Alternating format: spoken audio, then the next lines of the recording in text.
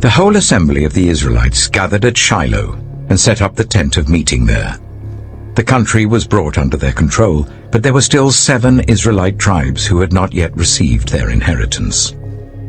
So Joshua said to the Israelites, "How long will you wait before you begin to take possession of the land that the Lord, the God of your ancestors, has given you? Appoint 3 men from each tribe.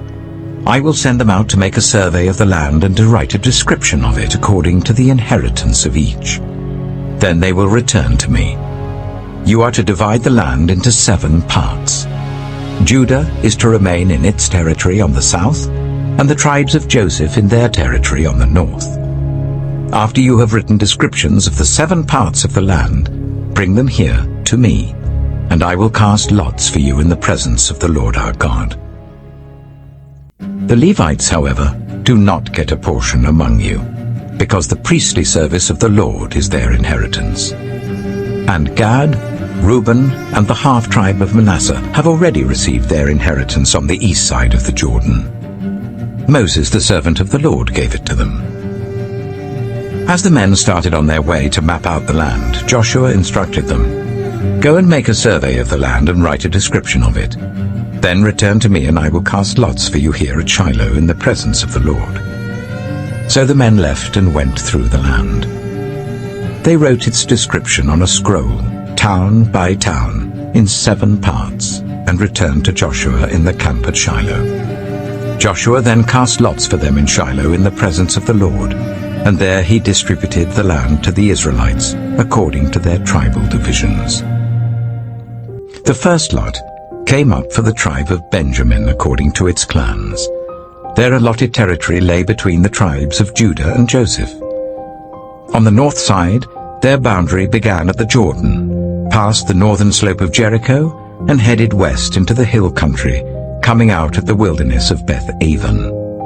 From there it crossed to the south slope of Luz, that is Bethel, and went down to Ataroth-adah, on the hill south of Lower Beth-horon. From the hill facing Beth-horon on the south, the boundary turned south along the western side and came out at Kiriath-baal, that is Kiriath-jearim, a town of the people of Judah. This was the western side. The southern side began at the outskirts of Kiriath-jearim on the west, and the boundary came out at the spring of the waters of Nephtoah. The boundary went down to the foot of the hill facing the valley of Ben-Hinnom, north of the valley of Rephaim.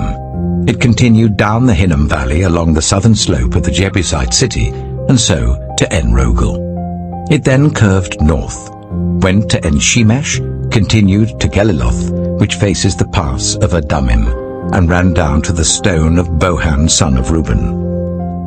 It continued to the northern slope of Beth-arabah, and on down into the Arabah. It then went to the northern slope of Beth-hoglah, and came out at the northern bay of the Dead Sea, at the mouth of the Jordan in the south. This was the southern boundary. The Jordan formed the boundary on the eastern side.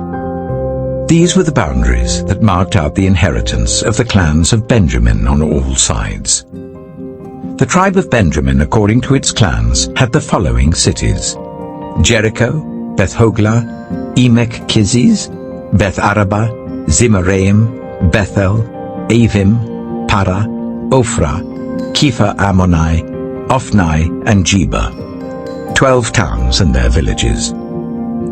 Gibeon, Ramah, Beeroth, Mizpah, Kephirah, Mutah, Rechem, Urpiel, Tarala, Zelah, Haeleph, the Jebusite city that is Jerusalem, Gibeah and Kiriath, 14 towns and their villages. This was the inheritance of Benjamin for its clans.